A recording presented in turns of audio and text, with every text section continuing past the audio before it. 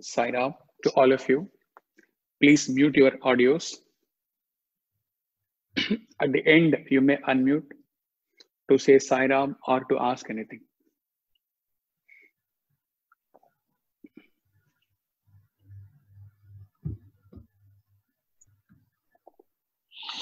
You may mute your audio and video.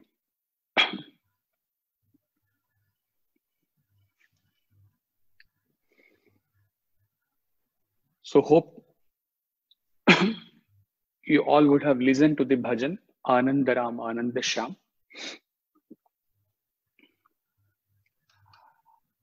Anandaram Anandashyam Narayana Hari Narayana.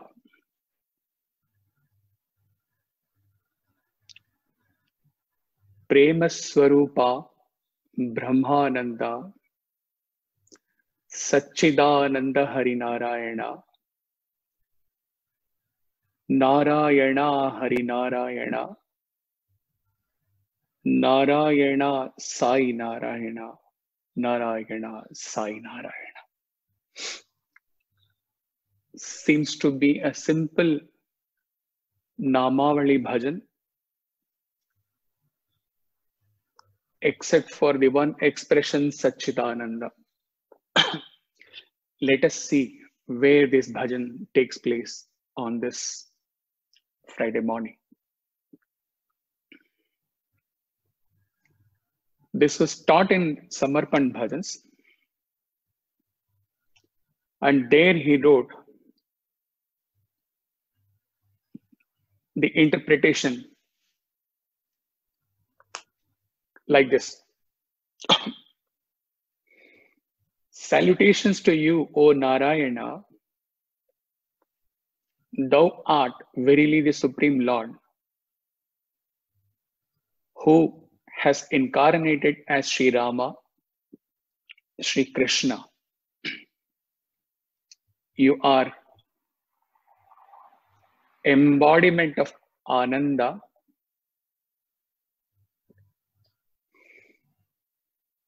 You are verily that Sat Chit Ananda Parabrahman, the supreme universal absolute consciousness, the formless attributeless Parabrahman who has crystallized and taken various forms as Rama, Krishna, Narayana, and who is the refuge for all your bhaktas, who is the very foundation of all this, who is the very basis of all these human beings, human existence. In the first part, 40 minutes, 35 minutes, whatever, we are going to deal with the bhajan in the path of bhakti as a bhakta in his deep meditation, how he contemplates on this bhajan. So here he is contemplating on your behalf. So you have nothing else to do but to close your eyes and get beyond this creation, that room, and glide along with him.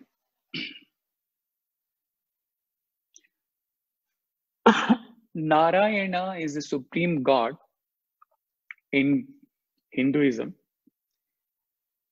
venerated as a supreme being in Vaishnavism. He is also known as Vishnu and Hari and is worshipped as Purushottama.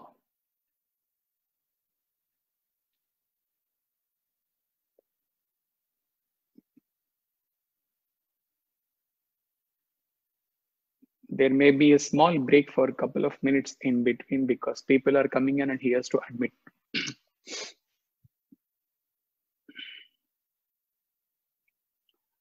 He is worshipped as Purushottama or the Supreme Purusha in Hindu sacred texts. And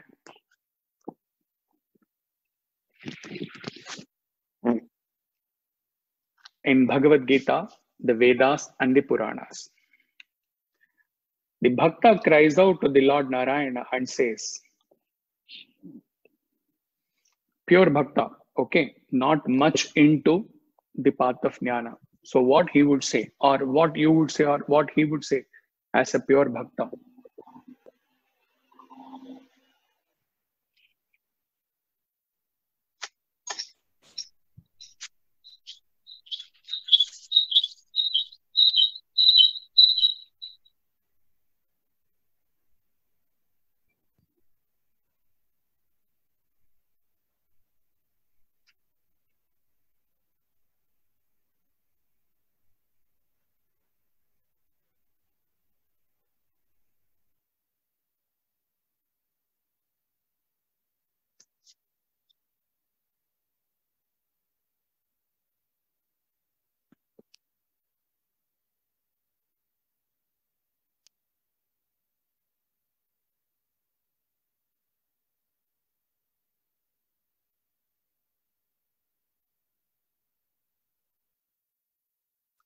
Now I think he'll be hearing.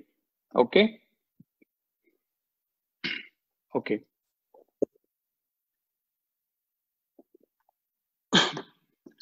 He is going to cry out and say,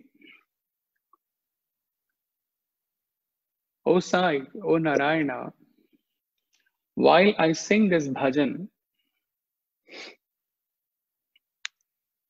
even while the lips do take these lines, Brahmananda, Satchitananda, but as a simple bhakta devotee, I know not much about these expressions.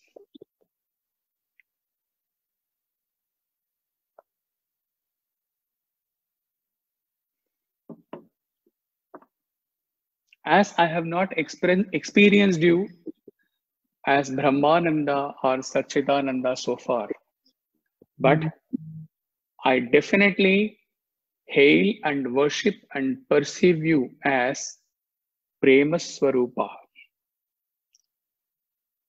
As I see you as Narayana descended in Puttaparthi as Sai, and I have seen you, I have witnessed you walking amongst us as Prema Swarupa, as just love. Now, when we convey or when we think about this love, Prema at human level, it has three components. We are there, and some sort of bhavana or some sort of feeling or emotion which we think as love, and the person to whom we convey that we love him, right?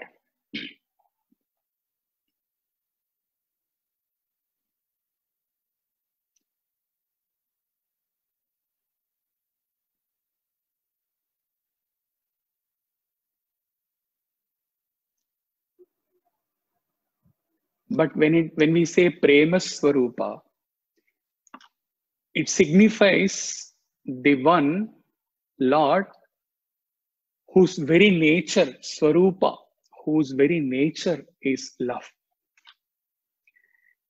In the Narada Bhakti Sutra, Lord Narayana is worshipped as, there is a verse which says, Sa tu asmin parama prema rupa. This has been explained in posts 6 and 7 under the Narada Bhakti Sutra theme. Few glimpses from there. When a bhakta is filled with supreme love for his or her God, there is no trace of selfishness or egoism or any motive or any fear in this kind of supreme love. Note, all these things are there in abundance in case of any relationship, any affection, any vatsalya, which we think it is love. Ego is there, selfishness is there, and fear is there. Why fear?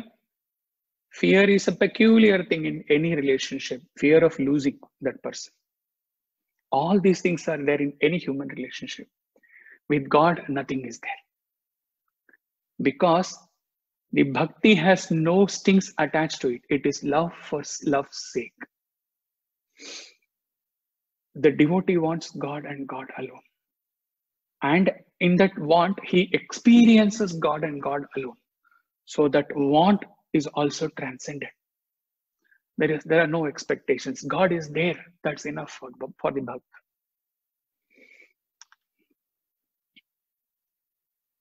It is pure, unselfish, divine love, or we call Shuddha Prema. There is not a bit of bargaining or expectation of anything here. This higher feeling is indescribable in words. It has to be sincerely experienced by the devotee.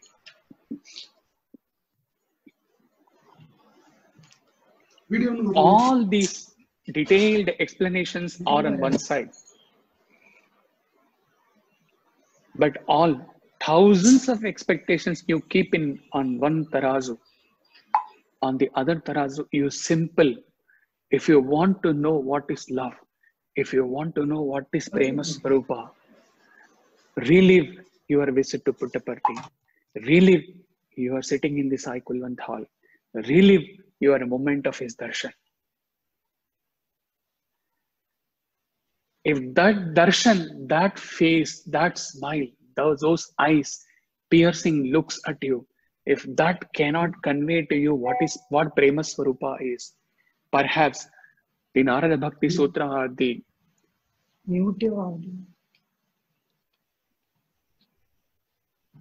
Narada Bhakti Sutra or Srimad Bhagavatam or any treatise cannot explain what Prema Swarupa is. At one glance, one look, when he glides and comes near us.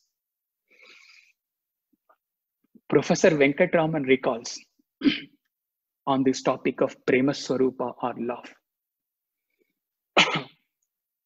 He has taken just a portion of that. I quote Professor.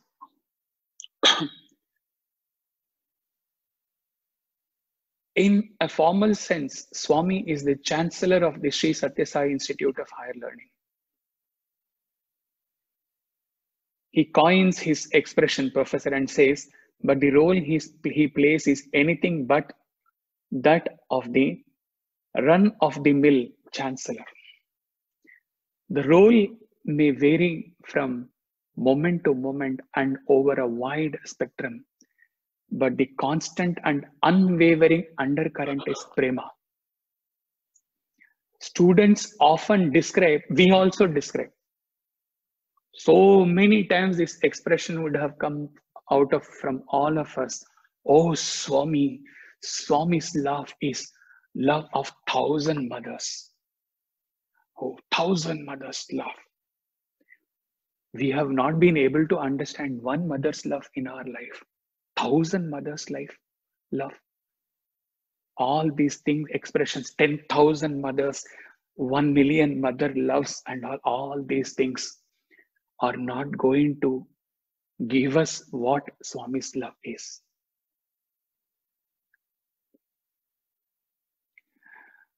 And the professor says beautifully, Swami's love is equal only to Swami's love. There is nothing else that can match it. So stop comparing it with 10,000 or 1 billion mothers' love. Swami's love is Swami's love. You have to fathom it, you have to experience it in the depth of your heart. People normally try to measure Swami's love for students in terms of the gifts he does distribute. However, material gifts form just the tip of an infinite iceberg. It is the constant concern that Swami feels about their welfare, both worldly and spiritual, that in some measure reflects his infinite love. Like a mother, Mata, Pita, Guru, like a mother, he worries whether they are eating enough and getting enough of nutritious food. As a father, he wants to make sure that they are studying well. As a guru, He's concerned about their spiritual development. So on it goes. He's at one stroke, mother, father, teacher, friend, philosopher, guide, and everything. Leave alone being Bhagwan. He is Bhagwan, but he is everything rolled into one. 1 minute.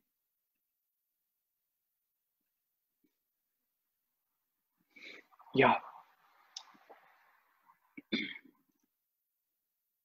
He says, as exams approach, he constantly checks with the warden whether students are getting enough rest and are not staying awake for unduly long periods.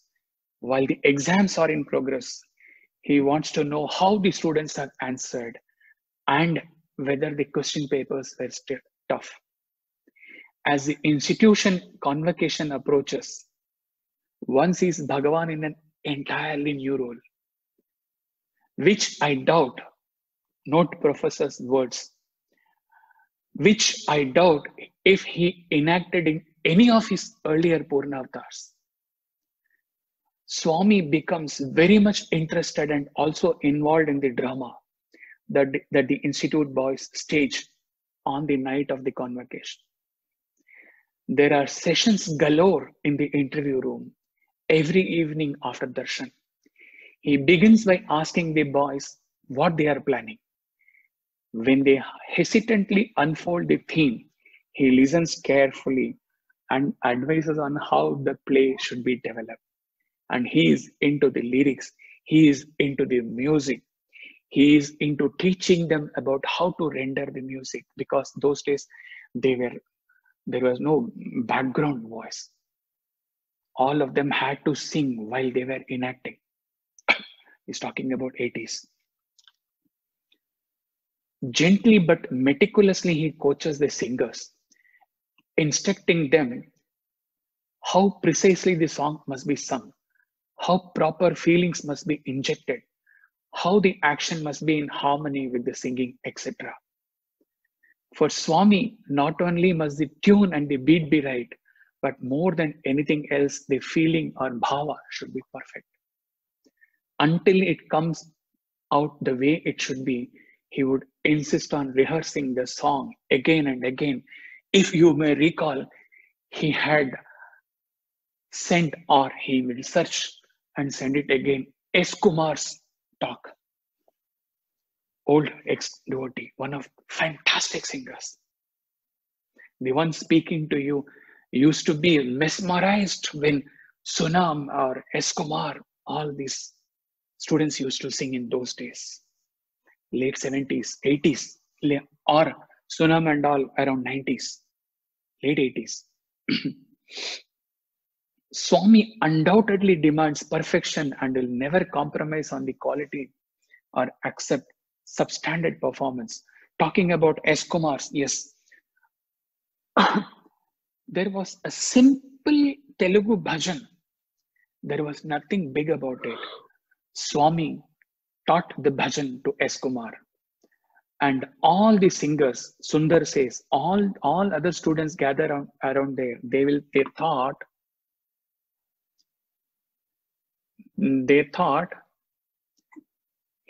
S. Kumar will just pick up like anything. And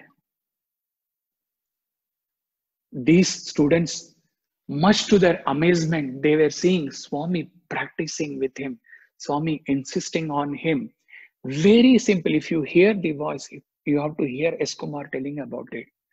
Such a simple tune. But umpteen number of times. Why? Because that bhava was required.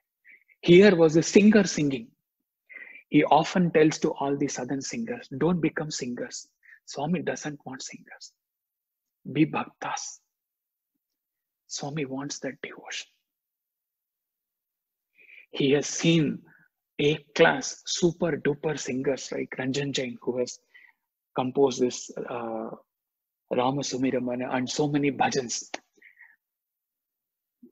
More than that, the bhava should be there. S. Kumar used to be taught umpteen number of times. He got tired, and then at the last, Swami says, yes, that bhava has to come, that prema has to flow in your expression to Swami. He knows how and when to inject relaxation and put the nervous actors and singers at ease. After weeks of such preliminaries come the full-scale rehearsals, which take place in the Institute auditorium. For the boys, it is often a tense affair because pleasing Swami is not an easy task. And how he shows his satisfaction when he comes up the stage at the end, and how gloriously the love feast continues later in the backstage when dignitaries shower praise on the boys for their superb performance. Many of the old students have shared this with him. Swami, like there's no comparison for Swami is Swami. Swami will ask all the visitors so many, maybe repetition. Even students, some of the students will get some, not bored, but they will make fun of Swami. But Swami will keep on asking, how my students performed? How my students performed? How was the drama? He wants everyone. That is prema. That is prema. Swami's love is Swami's love. There is no comparison on the earth for that. And for all we devotees, sorry for interrupting in between professors, this thing, writing. For all devotees who have not been blessed to be the students, is one that one glance is enough. Rehem nazar karo Sai Baba. Rehem nazar. That one rehem nazar is enough. It conveys what prema is, what prema swarupa is. And he goes on, he's cutting short. After the convocation comes, and he says, one must not get the impression that is all there to aid. For Bhagavan, the convocation drama is just not a routine cultural entertainment. Rather, it is an expression of his divine love, divine message, communicated in drama form by his beloved students. After the convocation comes the annual sports festival. And once again, it is glorious opportunity for the delightful divine intimacy, but of an altogether different kind. There he was a taskmaster. Now coming, the sports festival is approached. Swami wants the event to be a gala success, not for his sake, but for the sake of the students. And so he fusses about all the various details, the band, the march past, the flag hoisting, and the various individual items. And Prema Swarupa. He makes sudden and unexpected visits to the sport field to inspect the arrangements and watch the rehearsals. When his car is sighted, the cry goes around, "Hey, Swami's car!" And what a change it brings about on the playground. Since we have time for the first session, this was not there in the plan, but he's just adding it. Maybe he will share the video separately after this satsang is over.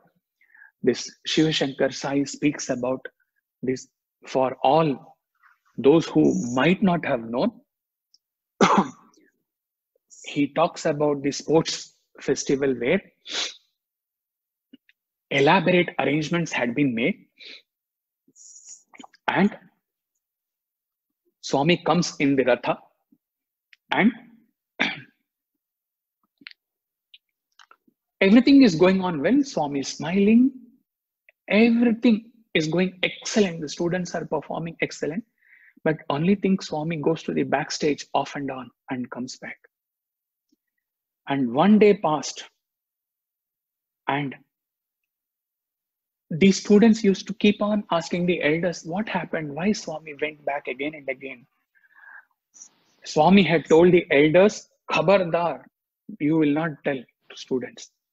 Then the next day, Swami willed. He willed. And he expresses, he says, you know what happened? When I was coming in the Ratha, I fell down in the Ratha. And there was bruise. And he shows the bruise to the students. What, Swami? What, Swami?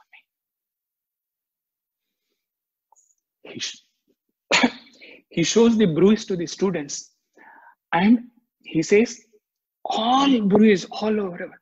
I was bleeding.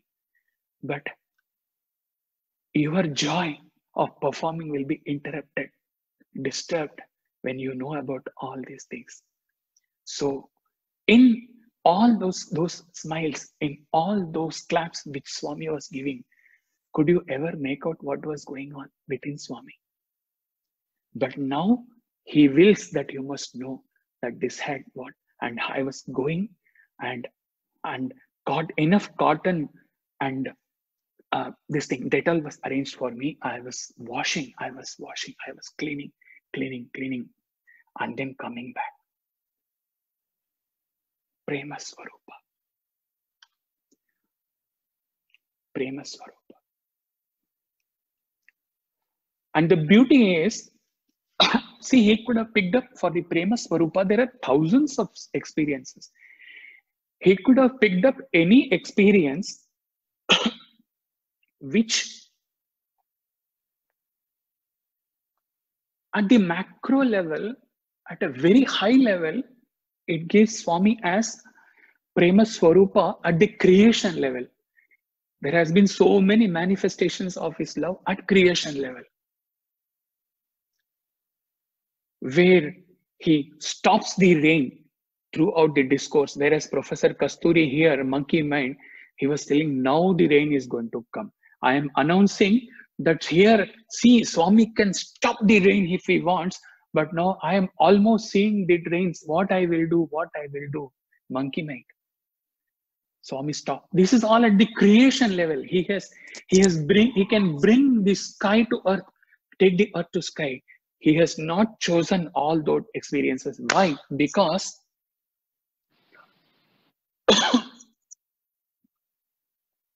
more than all those supernatural manifestations, the beauty about Swami Sai Narayana is that at human level, at simple human level, as a simpleton, the love showered by him. This is what is far more fascinating than all those macro level, unimaginable level of miracles showing his love. At human level. Note, when Professor writes about all those things, he has not included, by chance, he has not included the Bhagavan example.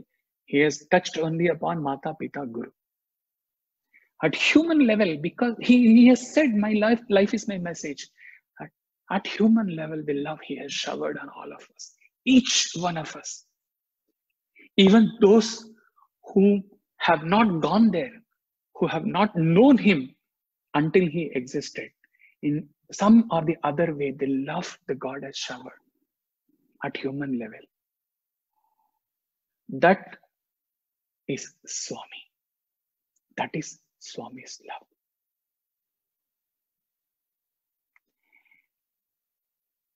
There was a session of love split into 3 parts.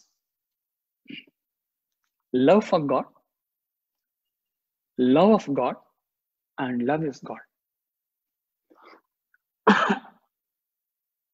Love for God. First, he taught we must wholeheartedly reach out to God in our love. Then only we will get the inner experience of his love of God. From the love for God only we can experience the love of God. Only with our heart filled with ever expansive love for him can we experience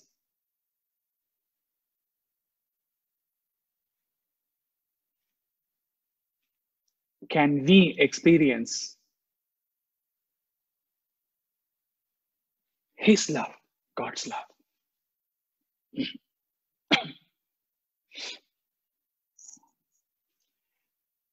One of the devotees writes, she is not able to hear. Someone can message if you are able to hear him properly.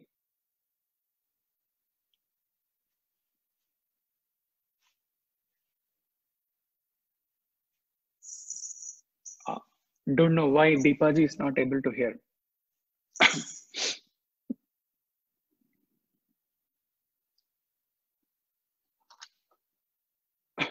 Okay. So he said, first part is our part. Our homework should be perfect. Then God will shower His grace. He has been waiting for us. Only for that. Like in the song Pandarini Vasa He Panduranga, he wrote in the Samarpan Bhajan that like Pundalika waited. He always waited for that Pundalika to shower, to do his service to parents, and then like that Panduranga, Swami is just waiting to shower his love, his grace. But then for that, we have to be complete in our love. Go back to Amma's words where she said, God's love never suffocates. And also go back to Sundar's in a very subtle way, what he told, that only in your silence also, God can hear you.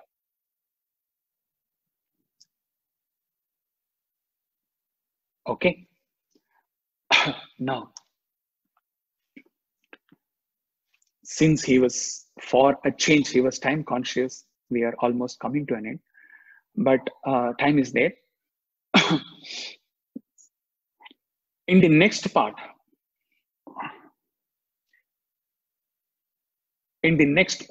okay, we will take it up, and he will not create a prelude or an intro for that. The time is there. Maybe we can wrap it up 2-3 minutes earlier. We will let's get into this bhajan, the beauty of this bhajan. No baja, nothing, but then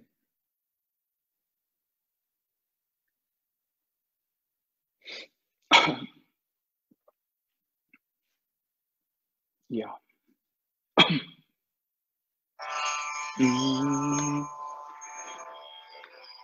Shirdi Sai परती साई हमको दीजो प्रेमामृत धारा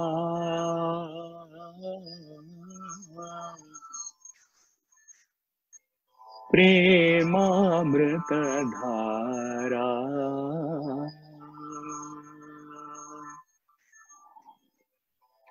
शिरडी साई परती साई हमको दीजो प्रेमामृत धारा प्रेमामृत धारा तव सेवा का अवसर दीजो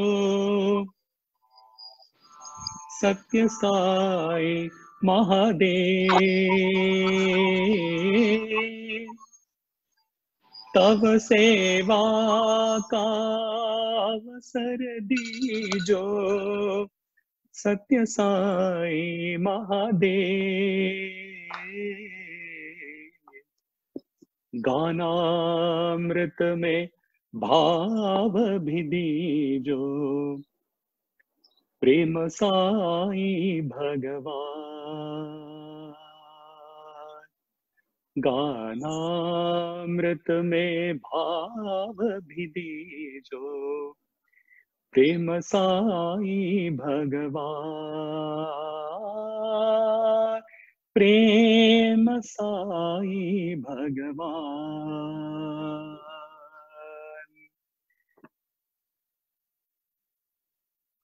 हे भक्त वत्सला, हे दीन दयाला, हे प्रेम स्वरूपा, पालनहार,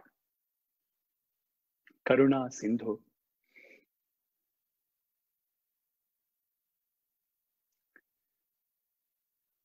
आप सृष्टिकर्ता,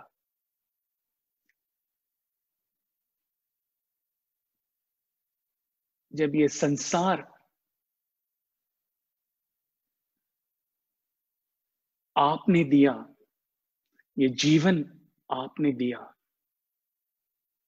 तो हे भगवान जरा ये भक्ति भी आप ही दे दो। हमको दीजो प्रेमामृत धारा, to whom else I will go and cry, to give, to fill me with that love, but you, प्रेम स्वरूपा। गाना अमृत में भाव भी दीजो, भाव भी आप ही दो, भक्ति भी आप ही दो, सब कुछ आप ही दो भगवान। व्हाट अ ब्यूटीफुल पुकार टू भगवान। मैं कहीं चूक जाऊं, मेरे भक्ति में कुछ अगर कसर रह गया हो, मैं अगर रास्ते से भटक जाऊं, प्रेमा हमको दीजो प्रेमा अमृत धारा, आप मुझे वापस लाओ भगवान। भक्ति इतना भर दो मेरे हृदय में कि मैं इस दुनिया के और इस संसार के और देखने में और इसके चमक दमक को महसूस करने में मैं असमर्थ रहूं, मुझसे ना हो ये चीज, हे भगवान।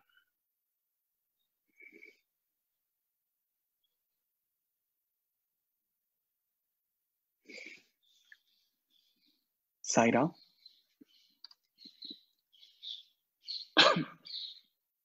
we will give a break exactly 5 minutes, okay, and then we will come back. At the end of the 5th minute, he will start the next phase. Now we are going to go from this Sarala Bhav Bhakti path to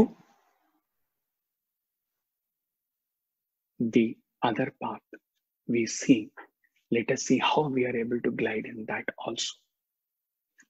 Saira, join. Be there, join within 5 minutes. Saira.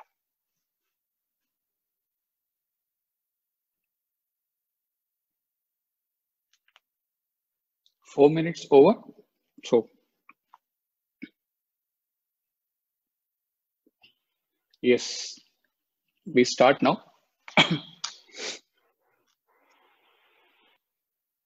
Now, on a lighter side, like all the precautions we have to take while sitting on a roller coaster, the precaution you have to promise him is to be extremely attentive, extremely receptive, and be alert, so that you don't get into the third state of consciousness, deep sleep. Okay, now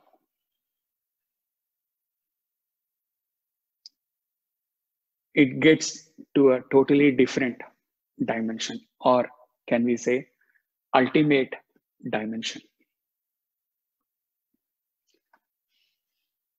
Narayana Suptam,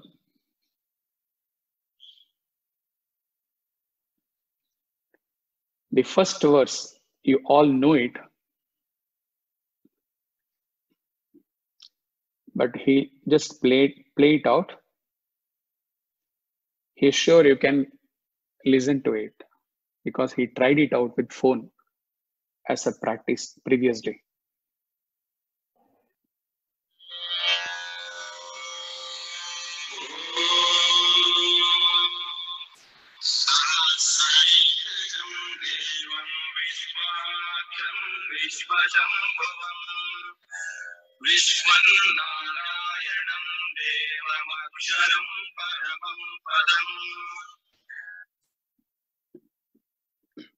You all heard it?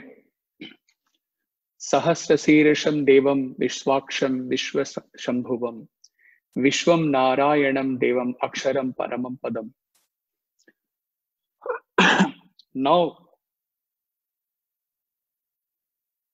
what is the dimension of Narayana? The universe is the eternal being, the imperishable, the supreme, where Sahasrasirisham. This comes in Purusha Suktam also. There is a small separate session for that. Multi-headed and multi-eyed, omnipresent and omniscient. It doesn't say 1,000 heads. It says thousands of heads. Thousands. Omnipresent, omniscient, all-pervading. Ishavasyamidam sarva. It is with the background of this imperishable Brahman that we start the Sarva Dharma prayer with Om Tat Sat Narayanatu. Om, the primal. Tat Sat. All that is seen, all that is perceived, all that, everything is that Sat. Om Tat Sat. Who is that Narayana? Om Tat Sat. Okay, now in this part of the satsang, like we took Prema Swarupa to get deeper into the bhakti part. First, we talked about the bhakti prema from the bhakta, and then we moved on to the Prema Swarupa Bhagavan, of Prema of Bhagavan, which is the nature of Bhagavan. In this satsang, we will take this expression Satchit Ananda. He has already told you, be alert, because for many of you, for the first time, so many Bhagavad blog posts have been written about Brahman or self. But for the first time, one-to-one, not through blog posts or not through messages, not even through talks posted in the group, one-to-one, you are going to take what this Brahman is all about. The attempt will be to see and know, at least at intellectual level, Brahman as clearly as we are able to see the rekha in our hands. Sat Chit Ananda. Be very attentive. We are taking Sat.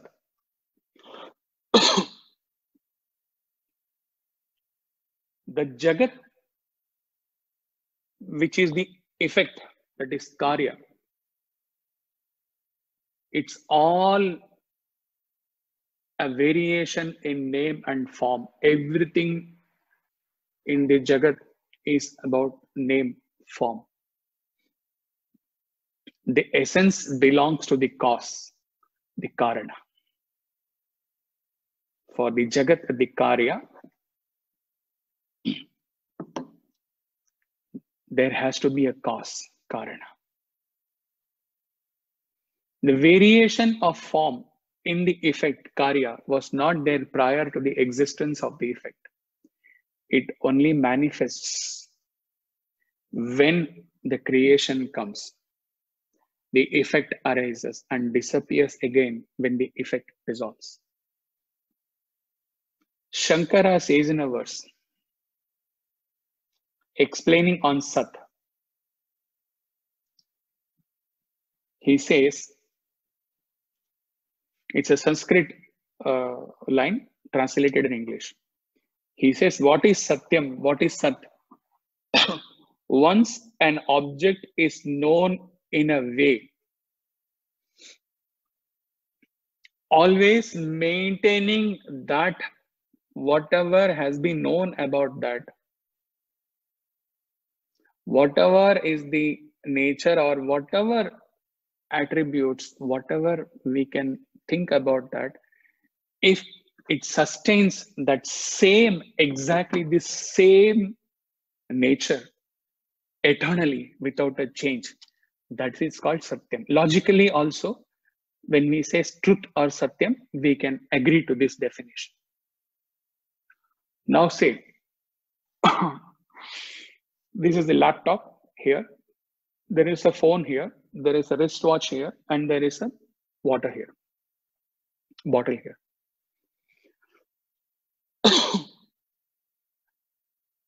And those who are seated with your family members, there are people around you.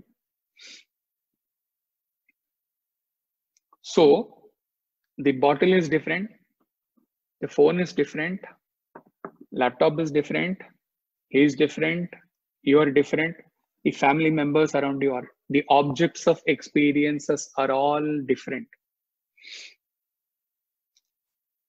But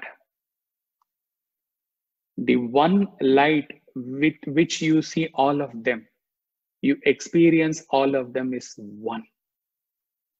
That means when we say the phone is here, the bottle is here, the wristwatch is here, the objects are coming and going one by one, but one thing is there, stuck to that expression, is. That isness, that one eternal being which is perceiving all, which is witnessing all the objects of experience. That one Jyoti. It is not the artificial light which we are referring to. Why? Because the proof of this eternal existence, we are talking about Satyam, existence, eternal existence. The proof is that the proof of this isness or this Satyam is that even in pitch darkness, even there is no possibility of light at all, we are able to experience things. We are at least able to experience that we are standing there in that darkness. Even after deep sleep, we are waking up and we are awake about our deep sleep. That is the isness. That remains, that isness remains there, whereas all objects keep on changing. How many changes, how many experiences we have had till now, and how many different experiences we are going to have in the remaining life. To the extent, while defining Satyam, Shankara has said the creation comes, the creation goes. Leave alone you and me, leave alone the phone and the bottle. The creation comes, the creation goes. From where the creation has come? From that isness, from that supreme eternal cause, which has no prior cause to it. And from where this creation goes and merges into this eternal cause to evolve again. So once an object is known in a form, for easiness sake, we are taking object, whereas Satyam is not object, Brahman is not an object, at least for our, because everything is possible only with finite expressions. Nobody has reached there to that Satchidananda Parabrahman to explain as it is. So let us assume in the definition form, once an object is known in a form, always maintaining that form, Shankara's definition. So this factor which is immutable, upon which the finite changes are rendered possible. It is me who am existing as Satyam, as Sat, as eternal existence. No matter how many bodies I have taken, how many times I have come and gone, it is me, it is the witness eternal which is there, due to which is illumining my prana, which is the cause for my existence, which is the cause for my experiencing so many things in the life. But that cause remains pure existence, pure word, because changeless. Anything changing existence, that pure adjective cannot be given for that. Pure existence. Chit. Swami says in Upanishad Vahini, while writing on Kenopanishad, Brahman is Jnanam itself. So it can be never be known by a knower. By the process of knowing, other things can be known, but not the knowledge itself.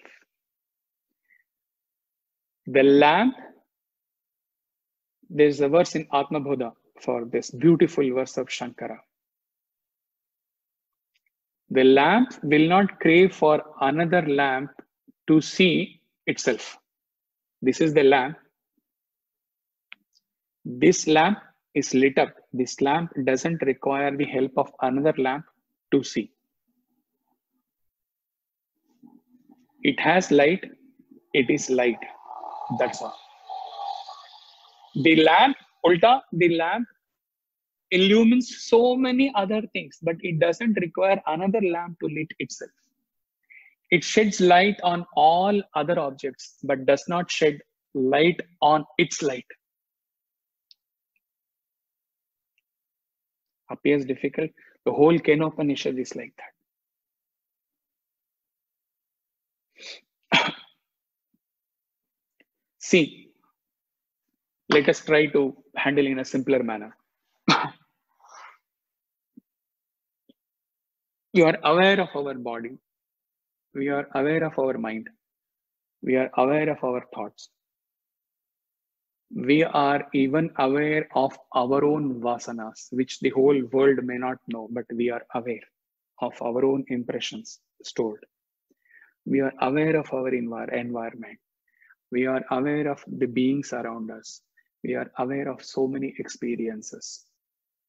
So many things we are aware.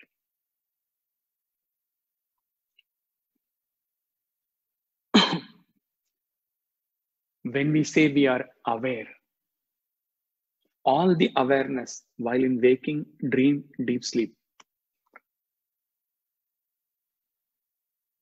all are possible only with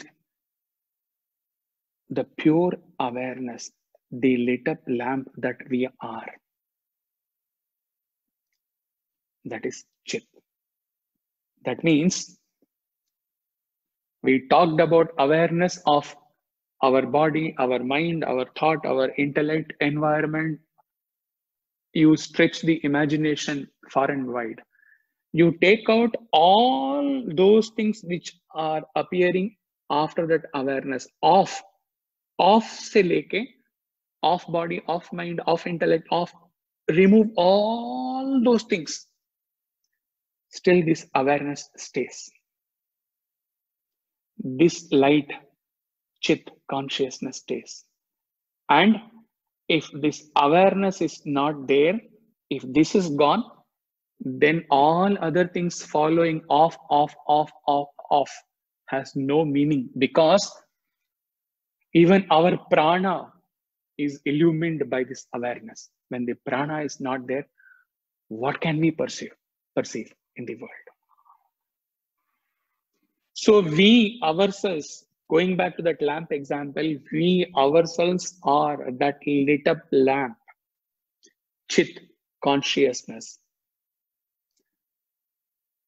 which do not need the pure awareness. Objective knowledge may need other people to teach us. Objective knowledge may involve our mind, our intellect, our senses, etc., etc., etc. But the lit up lamp that we are, pure awareness, this does not require any other lamp, any other awareness to help in lighting up this. And instead, this lit up lamp that we are, the chit that we are, the pure awareness that we are, with that pure awareness, this is illumining the whole world for us, the whole creation for us.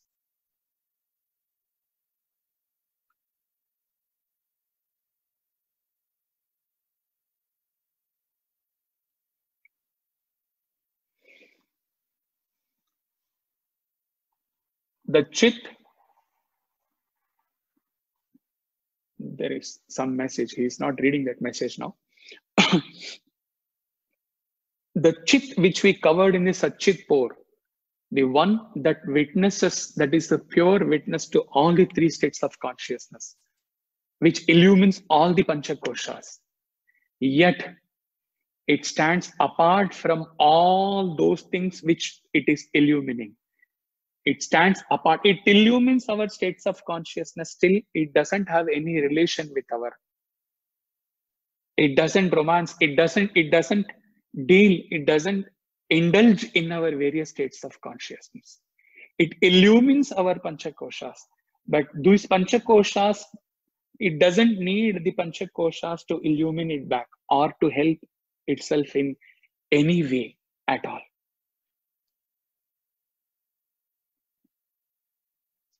This Swami Chinmayananda says that this Atman or this Brahman, this self-consciousness, it has a relationless relation with the creation. Because relation is there because it is illumining all our experiences. Relationless because it doesn't require, it is Swayam Jyoti. It is self-illumined consciousness. It doesn't require any other thing to sustain its light, sustain its illumination. Also, before moving to Ananda,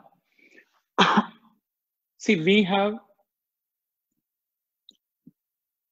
proved that the creation may come and go, but the Sat, changeless existence, is pure. It doesn't change. And the Sat Chit Ananda or Satyam Jnanam Anantam, they can never be known or meditated in watertight compartments, because there is an English expression, Google and find out, those who are not clear about it. Each one is juxtaposed with the other. All of them exist together. Sat or Chit or Anantam or Anandam cannot be known in watertight compartments. Why? Because, again, finite example, crude example. When it comes to Sat, pure existence, vast pure existence, the pure existence, a Dvaitin or a person who wants to argue, he may ask, so it is pure existence, so it will be like standing, existing there as Mount Himalayas. So that means it is insentient, that means it is Jada. No, the pure existence, Sat, cannot be known in separate manner. It has to be aligned, it has to be studied, it has to be taken, it has to be contemplated with awareness. So along with Sat, when Chit comes and joins the Sat, then the possibility of the pure existence existing, but as a Jada, that is ruled out. Sat and Chit. Ananda is what we have covered, Ananda, Brahmananda in the previous satsang. Ananda is what? Ananda is not the Ananda happiness which you or me have in attaining other things. The Ananda is the nature of this Sat and Chit. So by itself, Ananda also doesn't have any identity by itself. The Ananda, it is the Ananda of the pure existence, pure consciousness, Sat and Chit.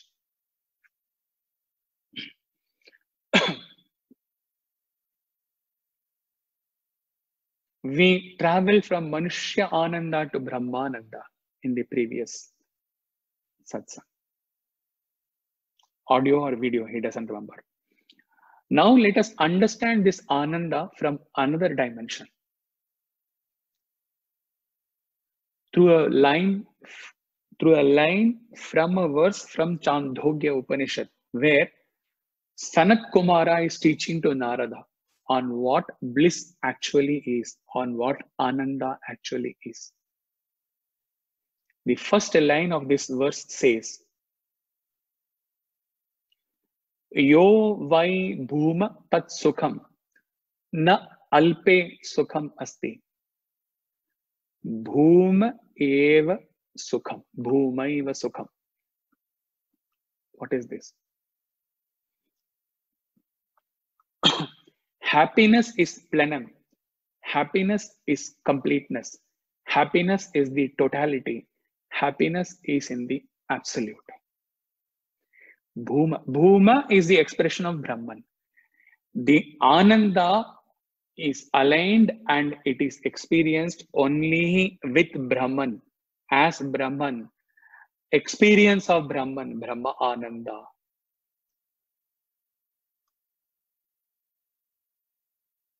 Na alpe sukham asti. In the finite objects, the happiness is not. That happiness is not true happiness. Okay. If perverted mind, question. If that alone is happiness, why is it that we feel happiness in objects of sense? We do experience happiness in so many ways.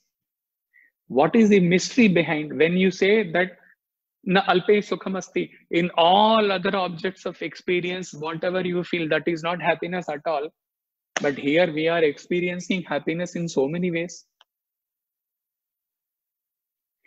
Even a stupid scene in a stupid movie also gives us happiness sometimes.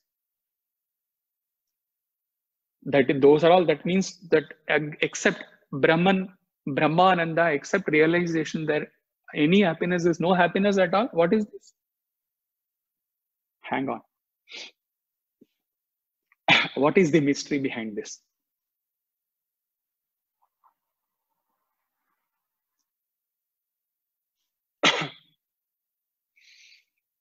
He explained in the Manushya Brahmananda aspect also.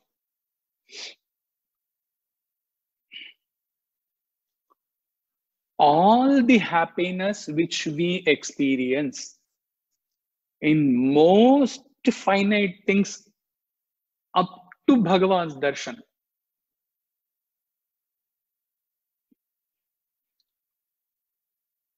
all these are minuscule droplets, minuscule part of that wholesome Brahmaiva, Bhumaiva Sukham, of that infinite Ananda, the Ananda of the pure existence, pure consciousness. That means, if that the nature of the pure existence and the pure consciousness is not Ananda, if that Ananda part is eliminated from the Satchit Ananda part, then we can have no happiness in any finite objects at all.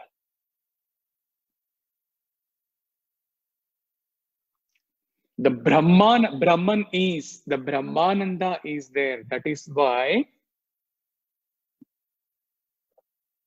we are able to experience happiness in anything whatsoever at all.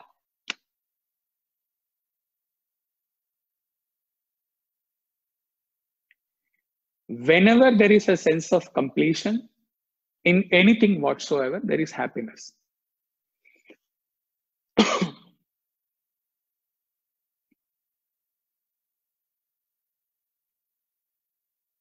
But though that completeness felt in attainment of anything, it is very short-lived. And it may be very artificially thought about, still on a fulfillment of a desire, on completion, feeling of completion in anything whatsoever, that thing which comes from inside, what we later on think as tell as happiness, it is possible. Please note the word, it is possible only because we, Ananda Swarupalara, Prematma Swarupalara, we ourselves inside necessarily, essentially, we are Satchit Ananda. We are reservoir of that total Ananda, Bhumaiva Sukham. And that is why we are able to experience happiness, completeness, maybe artificially, in anything at all in this creation.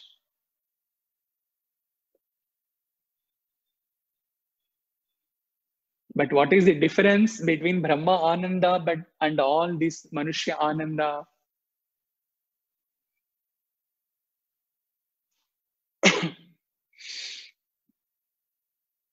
Any happiness is on a union. What is that union?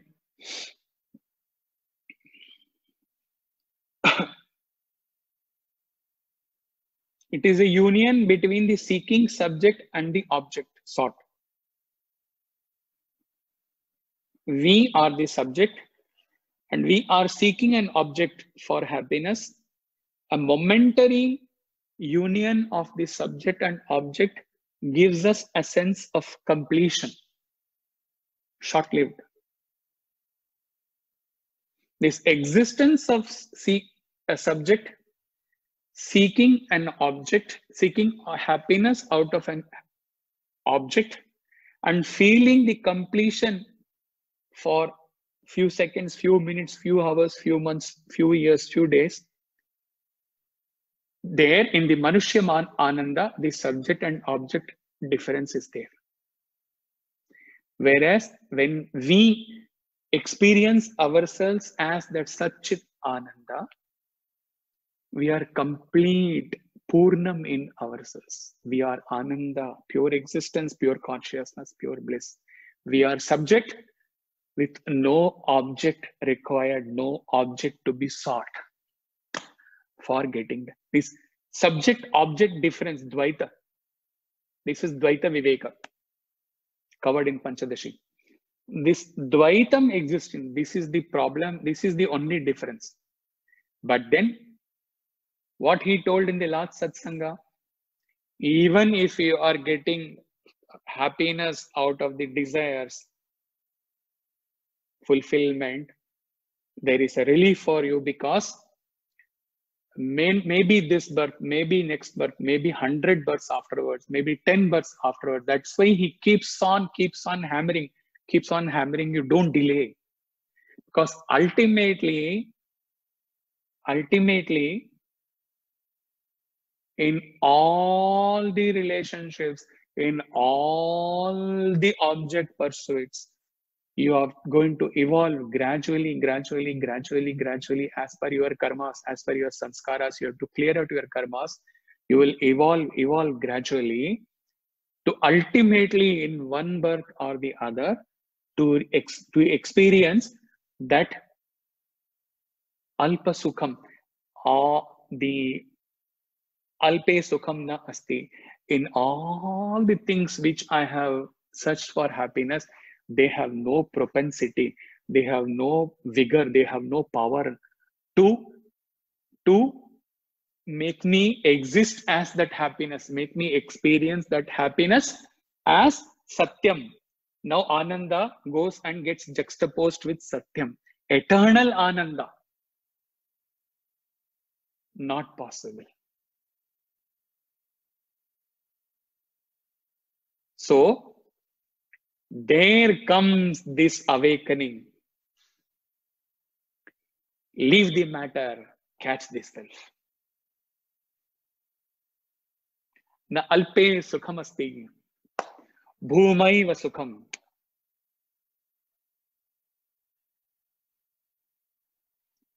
So that's why he keeps on hammering. Not that he expects miracles to happen, but it is a command given by Bhagavan. So he is just fulfilling his dharma.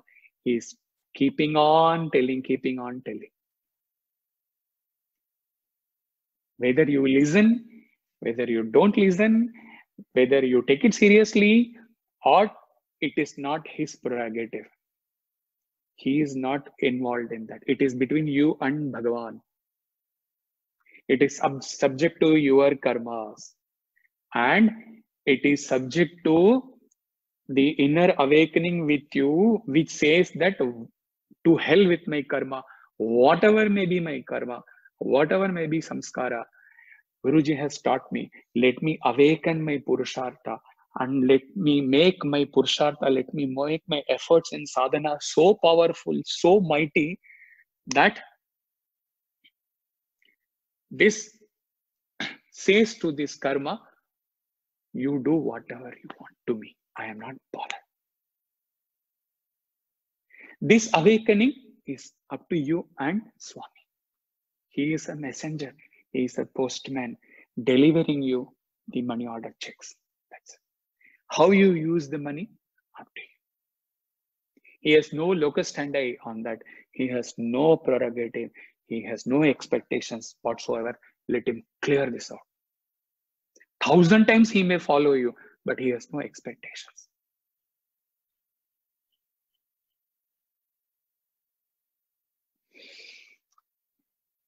Now, cutting short.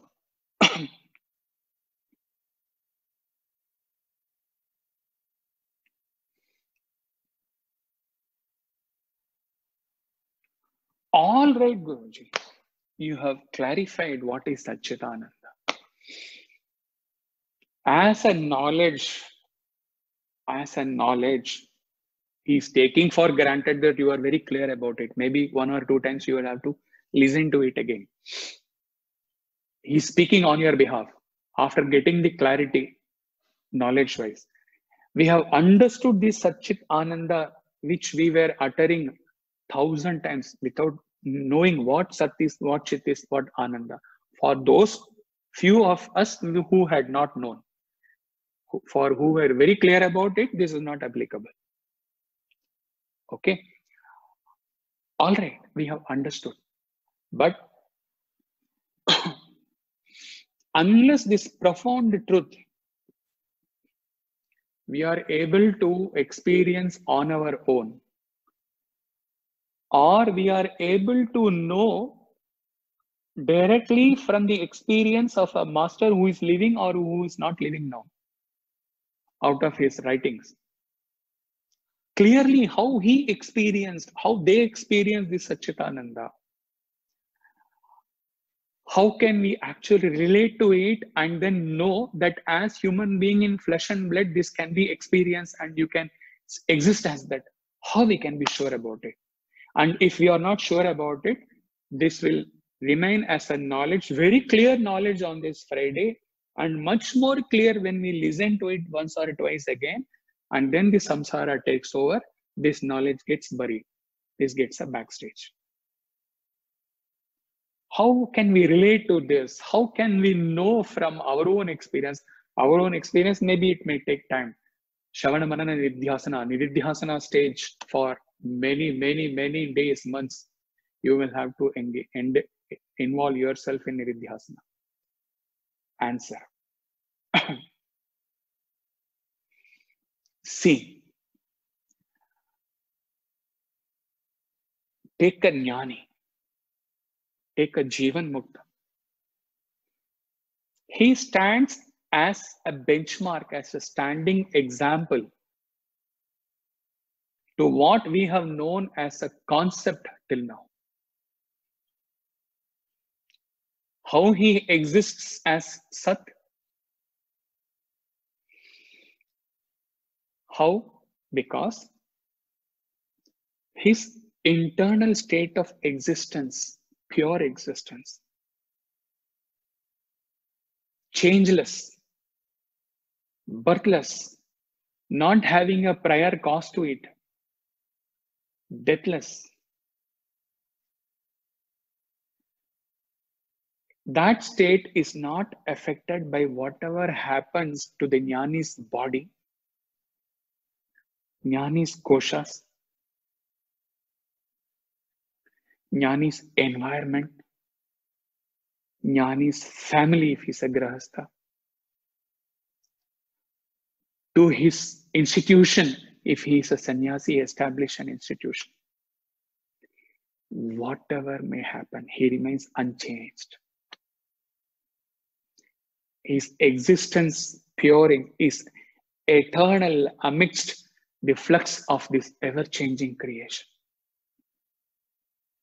Shankara's example, having known a form, now he is changing the language, having existed as that pure existence, once known to be existing in that form, in that existence, nature, it remains, he remains the same thereafter with no change.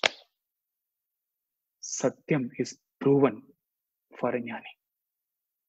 Chit. He exists as pure awareness. It has nothing to do with his mind, his heart. And most often he cannot explain, because how can finite words explain that awareness? Still, whatever is being explained to you now, not that he says he's a jnani, but whatever is being explained to you, Swami is pouring out. It is his grace. Otherwise, all these things he may not be able to explain to you. So even while engaging in numerous activities, as an householder or as a sannyasi running an ashram or whatever capacity, while his mind, his intellect illumined by this pure awareness, the lamp glowing inside and lighting the koshas, lighting the creation for him, the mind, the intellect illumined by this pure awareness may be active, intensely active to accomplish the dharma, to accomplish a mission or whatever. But within himself, he shines ever as that pure awareness, which has nothing to do with so many things. His illumined mind, his illumined intellect, his illumined body is undertaking. Then, standing example, Ananda.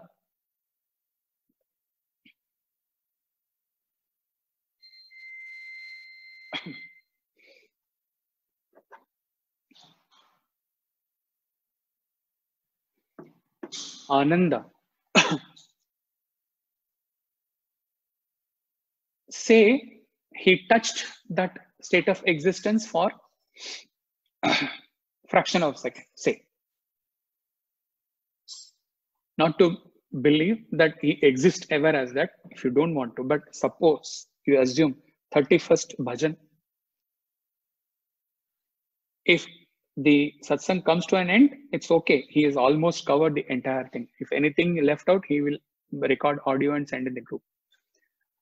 For that split of second, for those few moments after the 31st December 2019 bhajan comes out, and then at 15 second, 30-second audio, he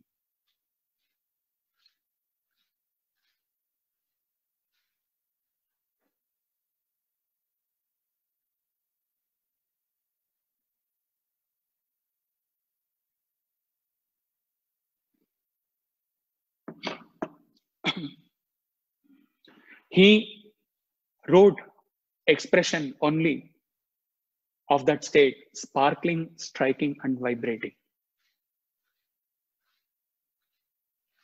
This may appear to be very, very abstract words, but if ever that state of existence, of pure existence, pure chit, pure ananda, merged together, juxtaposed together, has to be expressed in that mystic expression, only these three expressions came out: sparkling, striking, vibrating. It is not experiencing the bliss which comes and goes. It is the nature of bliss. Bliss of pure existence, bliss of pure awareness, Satchit. And why this is at Atman level, when Brahman is defined, Ananda may be kept or Ananda may be ignored, but one thing comes together along with Satyam and Jnanam, Anantam, infinite existence. Because a person may argue it out and say, okay, you're talking about pure existence, you're talking about awareness of that Chaitanya, of that pure existence, but maybe it may be there only in one part of the creation. The Satyam and awareness may not be in the other part of creation. To refute that argument, Upanishad says it is not only pure existence, pure awareness, but it is infinite Anantam.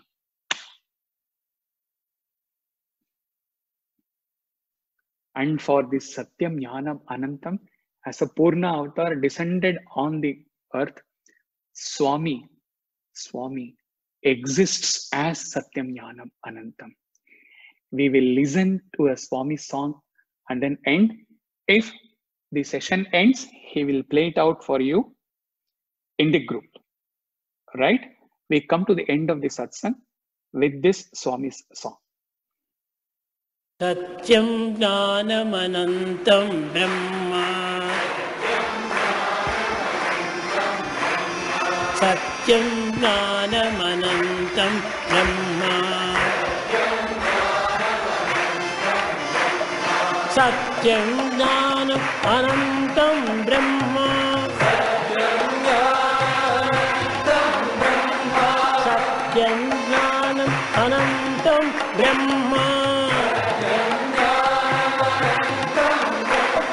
Satyam Jnanamanantam Brahma. Satyam Brahma. Jnanam Brahma. Anantam Brahma. Anantam Brahma. Satyam Jnanamanantam Brahma.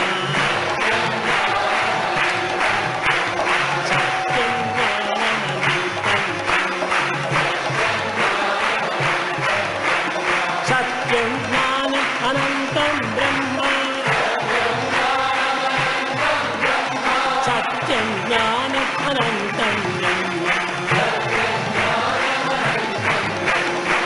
Satyam Jnanamanantam Brahma. Satyam Brahma. Jnanam Brahma. Anantam Brahma. Satyam Jnanamanantam Brahma.